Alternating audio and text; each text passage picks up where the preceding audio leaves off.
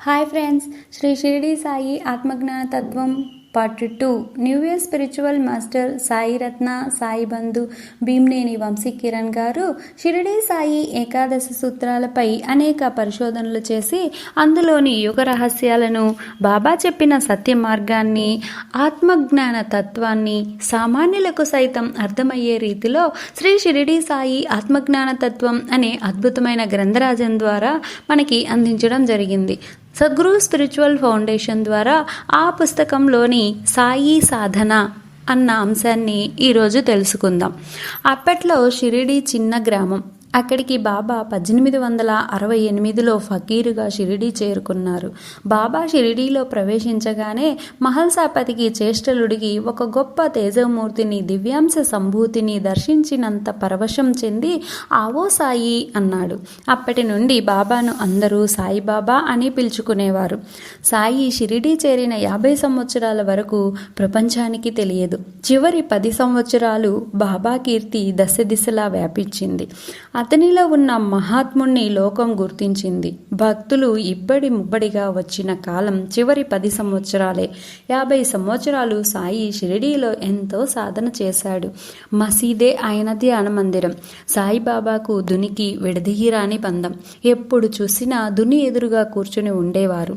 వేరే ప్రపంచంతో పనిలేదు. ఆయనది అగ్నియోగం, అగ్ని ఆరాధన. ఉదయం 5 గంటలకే నిద్ర లేచేవారు. దాని ఎదురుగా కూర్చొని నిశ్చలంగా ధ్యానం చేసుకునేవారు. ఎటువంటి క్రతువులు, పూజలు చేసేవారు కాదు. మంత్రాలు వల్లించేవారు కాదు. నిశ్శబ్దంగా ఎప్పుడూ ధ్యానంలో ఉండేవారు. 10 రోజులకు ఒకసారి స్నానం చేసేవారు.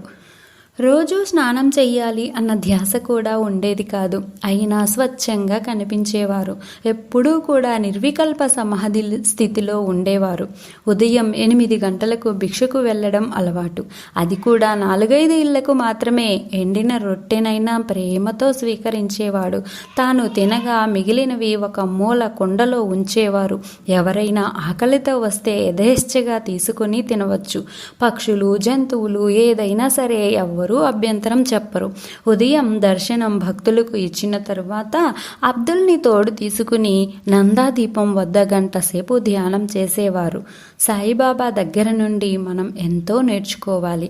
అపారమైన జ్ఞాన సంపద మనకు అందించారు. దానిని మనం ఆచరణలో పెట్టాలి. వారు షిరిడీలో 50 సంవత్సరాలు ధ్యాన సాధన చేసి దివ్యత్వాన్ని సాధించారు. మానవుడిగా వచ్చి మాధవుడిగా ఎలా కావచ్చో చూపించారు. మనం కూడా సాయి బాటలో నడుద్దాం. సాయి చూపిన ధ్యాన, జ్ఞాన, ప్రేమ మార్గాలలో పయనిద్దాం. సాయి భూమి మీద మానవులకు తన దివ్య జ్ఞానాన్ని నిబిడీకృతం చేసి అందించిన గొప్ప ఆణిముత్యాలు ఏకాదశ సూత్రాలు. అందులో మొట్టమొదటి సూత్రం షిరిడీ ప్రవేశమే సర్వ దుఃఖ పరిహారం. ఇది బాబా అందించిన ఏకాదశి సూత్రాలలో మొట్టమొదటిది. నిజంగా మనలో ఎంతోమంది షిరిడీ వెళ్ళి వచ్చాం. మరి నిజంగా మన దుఃఖం పోయిందా? ధనం కోల్పోయినప్పుడు ఏడవడం మానుకున్నామా? మానవ సంబంధాలలో అసమానతలు రాగానే ఎన్నో రాగాలు తీస్తున్నాం.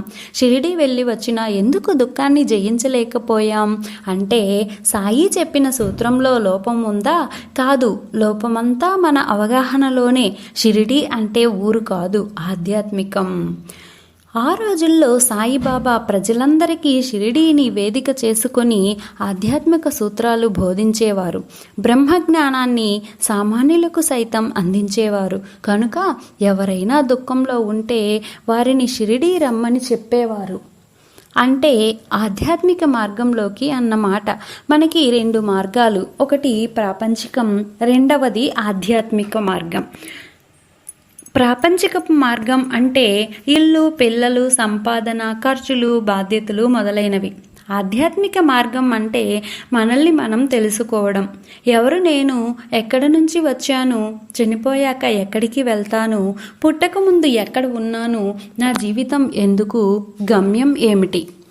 ఇంత ఆరాట పడుతున్న భవబంధాలన్నీ ఆఖరికి ఏమవుతాయి? ఏది చీకటి, ఏది వెలుగు? ఏది సత్యం, ఏది అసత్యం? ఏది జ్ఞానం, ఏది అజ్ఞానం? ఏది పాపం, ఏది పుణ్యం? ఇలా వెతకటమే ఆధ్యాత్మిక మార్గంలోకి వెళ్ళడం అంటే. అదే షిరిడీ ప్రవేశం అన్నమాట. ఇది మనకి అర్థం కాక షిరిడి యాత్రలు చేస్తున్నాము, ఎక్కడ వేసిన గొంగలి అక్కడే అన్న మాదిరిగా ఉన్నాం. తీర్థయాత్రలనుచు మాలి తెలివిలోని గురిని తెంపార చూడరా, నరుడు జాగారము నటించుచుండును, విశ్వదాభిరామ వినురవేమా. తీర్థయాత్రలంటూ తెలివి తక్కువగా తిరగవద్దు. ఎరుకలో గురువుని సంపాదించుకోండి, వారు చూపిన మార్గంలో నడవండి. అప్పుడే మీలో పరమాత్మ నిద్రలేస్తాడు, ఆత్మ సాక్షాత్కారం కలుగుతుంది అని వేమన కూడా చెబుతున్నారు. అదేవిధంగా సాయి మాటలలో మర్మం కూడా గమనించాలి. పరమయోగులు చెప్పిన మాటల అంతరార్థాన్ని జాగ్రత్తగా అర్థం చేసుకోవాలి. మహాత్ములు పైకి కనిపించే రూపం ఒకటైతే లోపల కనిపించే తత్వం వేరు. బాబా చెప్పిన ప్రతి మాటలో ఒక గొప్ప సూక్తి, ఒక ధర్మము, ఒక నీతి ఉంటుంది. బాబా ప్రతి మాటను లోతుగా తరచి చూస్తే, అధ్యయనం చేస్తే నిధులు కనిపిస్తాయి, సుధలు కురిపిస్తాయి, ఆత్మజ్ఞాన వీచికలు అందిస్తాయి. కనుక షిరిడీ ప్రవేశం అంటే ఆధ్యాత్మిక మార్గం అని అర్థం. ప్రతి వ్యక్తి కూడా కొంచెం ప్రాపంచికపు జీవితాన్ని పక్కన పెట్టి ఆధ్యాత్మిక మార్గంలో ప్రవేశించాలి. రోజులో కొంత భాగాన్ని ఆధ్యాత్మిక శాస్త్రానికి కేటాయించాలి. ఆధ్యాత్మిక మార్గం కోసం ప్రపంచాన్ని వదలవలసిన పని లేదు. ఒక అడుగు ప్రాపంచికం, ఒక అడుగు ఆధ్యాత్మికం. చాలామంది దేవుళ్ళకి 2 భార్యలు. దాని అర్థం ఏమంటే 2 భాగాలని. భార్య అంటే భాగం. శివుడికి 2 భాగాలు, పార్వతీ గంగ. పార్వతి ప్రాపంచికం, గంగ ఆధ్యాత్మికం. వెంకటేశ్వర స్వామికి 2 భాగాలు, భూదేవి, శ్రీదేవి. భూదేవి అంటే ప్రాపంచికం, శ్రీదేవి అంటే ఆధ్యాత్మికం. విఘ్నేశ్వరుడికి 2 భాగాలు, సిద్ధి, బుద్ధి. సిద్ధి అంటే ప్రాపంచికం, బుద్ధి అంటే ఆధ్యాత్మికం.